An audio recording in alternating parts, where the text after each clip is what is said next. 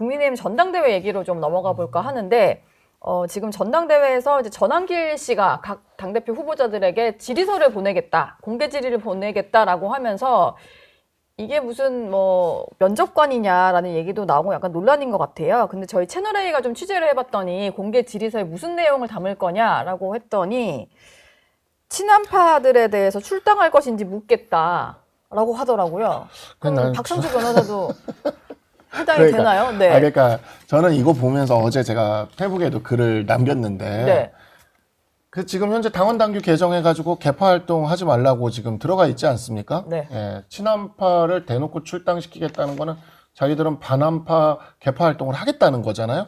그러니까 이에 대해서 질문한 전환길, 그 다음에 이에 대해서 뭐 긍정적이든 뭐 고려해보겠다고 대답하는 김문수나 장동혁 장동혁? 후보가 있다면 네. 송원석 비대위원장이 당장 윤리위에 해부해서 징계를 해야 됩니다. 개파 활동했잖아요. 네. 이거 개파 활동이에요. 실제 이런 질의서가 간다면 예, 이건 개파 개파 활동으로 활동입니다. 가야 된다.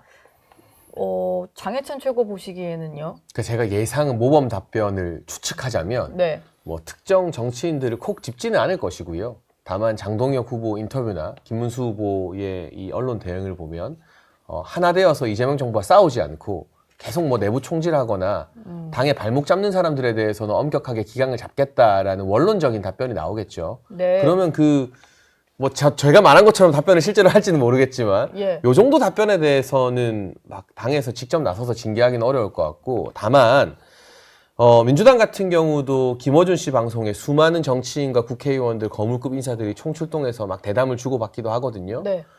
근데 그렇다고 해서 우리가 김어준 씨나 민주당을 비판하지만 김어준 한 사람한테 민주당이 뭐 장악됐다라고 분석하진 않잖아요. 그러니까 저는 전환길 씨의 주장 중에 제가 동의하지 않는 것도 많아요. 제가 누누이 저는 부정선거 안 믿는다고 했다가 보수 유튜브에서 저도 욕을 많이 먹는데, 네. 그런데 어쨌든 스피커 파워를 가진 정치 활동을 하는 사람과의 대담이나 인터뷰 자체를 터부시하거나 거절하고 피해야 될 것인가.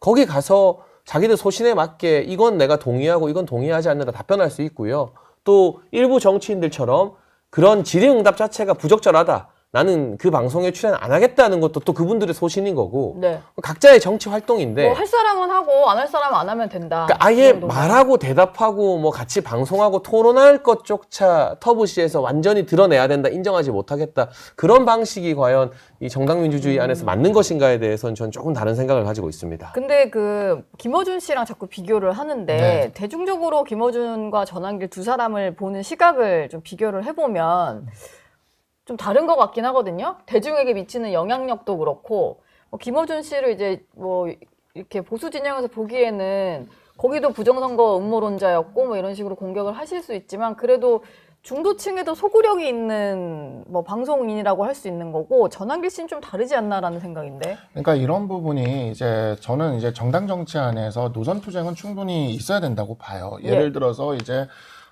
극우라는 것이 존재하는가, 극우가 우리가 자유민주주의 정당으로서 배제해야 하는가, 이런 거는 일종의 노선 투쟁이거든요. 그렇기 때문에 가치를 가지고 정당에서 같이 활동하는 사람들끼리 논쟁하고 토론하는 것은 충분히 가능한 것인데, 이제 뭐 친한계다, 뭐 친윤계다, 뭐 무슨 계다라고 이야기를 해서 하는 게, 이게 바로 지금 당원 당규에서 이야기하는 개파 활동을 금지해야 된다라고 이야기하는 그 내용이지 않습니까? 네. 근데 친한계는 전부 출당시켜야 된다라고 이야기를 하는 것은 하나의 개파를 다 죽여버리겠다라는 이야기를 하는 것이고, 하나의 개파를 다 내보내자라고 이야기를 하는 것이기 때문에 이런 발언에 대해서는 선관위나 지도부에서 분명히 제재를 하고 규제를 하고 들어가야 돼요. 이런 거는. 그래야 개파 활동을 금지하겠다라는 것이 특정 개파를 위해서 만든 그런 규정이라는 오해를 받지 않습니다. 예. 규율이라는 건 만들었으면은요. 네. 이게 만들 때는 쉽지만 이게 양날의 검으로 들어가거든요. 그래서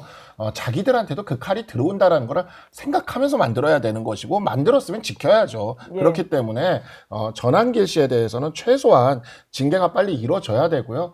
징계 절차가 너무 늦어요. 예를 들어서 김종혁 전 최고위원 같은 경우에는 익명의 제보 하나만으로 바로 윤리위에 회부해 버리는데, 네. 왜 이렇게 전환길 씨는 징계가 이렇게 미적미적하고 늦기만 한지, 이런 것들도 상당히 불공정하게 보이지 않겠습니까? 그러니까 저는 아까 앵커님 질문을 제가 받자면 네. 적어도 제 시각에서는 김어준 씨와 전한길 씨의 차이가 뭐냐. 김어준 씨가 좀 더 중도의 소구력이 있다는데 동의하기가 힘들고요. 다만 김어준 씨 같은 경우는 오랜 세월 축적된 음모론과 선동 등의 효과로 민주당 그 진보 진영에서의 어떤 팬덤이 조금 더 많다. 거기서의 영향력이 조금 더 강하다의 차이이지. 팬덤의 네, 차이다. 뭐 양자 간의 어떤 질적 차이가 있어서 전한길이 더 문제다라는 시각에는 동의하기가 힘든 것 같아요. 네. 다만 김어준이든 전한길이든 그 사람 자체를 배격할 게 아니라 그 주장에 동의하지 않는 게 있다면 나는 이런 주장은 말이 안 된다고 생각한다라고 비판하고 토론하는 게 정치가 나아갈 길이지, 이 사람이 하는 말 자체는 그냥 100% 다 틀렸으니까 이 사람 자체를 공론장에서 밀어내자. 이게 또 잘못하면 전체주의적 사고로 갈 수 있다고 말씀드리고 싶고요. 이 사람이랑 뭔가 같이 방송을 하거나 이 사람이랑 말을 섞는 것도 안 돼. 이거는 너무 이제 비민주적이다. 이런 말씀이신 그렇죠. 거죠? 그게 노골적인 인종차별이나 어떤 폭력을 선동하는 게 아니라면 예. 제가 한 저는 가지만 여쭤보면 네. 친한계를 다 출당시키자라고 이야기하는 거를 그 말을 어떻게 받아들이면서 같이 얘기를 해요? 근데 저는 네. 네. 예를 들면 저도 친한계에 대한 문제의식이 많지만 친한계 전체를 다 출당시키자라는데 비판하는 박상수 변호사님 지적에 동의를 해요. 예. 다만 그런 식의 메시지가 아니라 뭐 예를 들면 대선 과정에 대선 운동 열심히 안 한 사람들 또는 시각 차이는 있겠지만 당에서 계속 내부 총질하고 특정 세력 나가라 하는 사람들에 대한 어떤 기강이나 출당은 필요하다라고 한다면 그 사안을 가지고 토론할 수 있죠. 근데 역으로 우리 한동훈 전 대표께서도 예. 이런 사람들이 문제다라고 하기보다 친윤 떨거지들 다 문제다 나가라 이런 식으로 일종의 계파를 축출하겠다는 발언을 같이 하신 바가 있잖아요. 그러니까 이게 서로 간의 상대 진영에서 점점 더 고조가 되면서 이 단어들이나 선택들이 격화되고 있는데 네. 친윤이나 친한을 나가라 할 게 아니라 뭔가 문제되는 구체적인 행동을 딱 적시해서 이런 행동은 문제다, 이런 행동하는 사람들은 나가라고 한다면 거기에 대해서는 저는 활발한 토론이 이루어져야 된다고 생각합니다. 뭐 더 말씀하시겠을까요? 그러니까 지금 요즘 나오는 논쟁이 그래서 그게 이제 극우가 존재하는가? 네. 우리 자유민주주의 정당에서 특히 자유민주주의 정통 우파 정당에서 극우 세력을 우리가 당 안에 품을 수가 있는가? 이런 것들이 이제 가치 논쟁이죠. 그러니까 네. 이러한 논쟁들은 저는 계속해야 된다고 봅니다. 그런 측면에서는 저도 동의를 하고 있습니다. 그 예. 부분은. 알겠습니다. 저희가 원래 준비한 얘기거리가 많았는데 관세 협상 때문에 좀 못하고 여기서 마무리를 해야 될 것 같아요. 두 분 말씀 잘 들었습니다. 고맙습니다. 고맙습니다. 저희 영상 많이 시청해 주시고요. 좋아요, 구독, 댓글, 알림 설정 꼭 부탁드리겠습니다.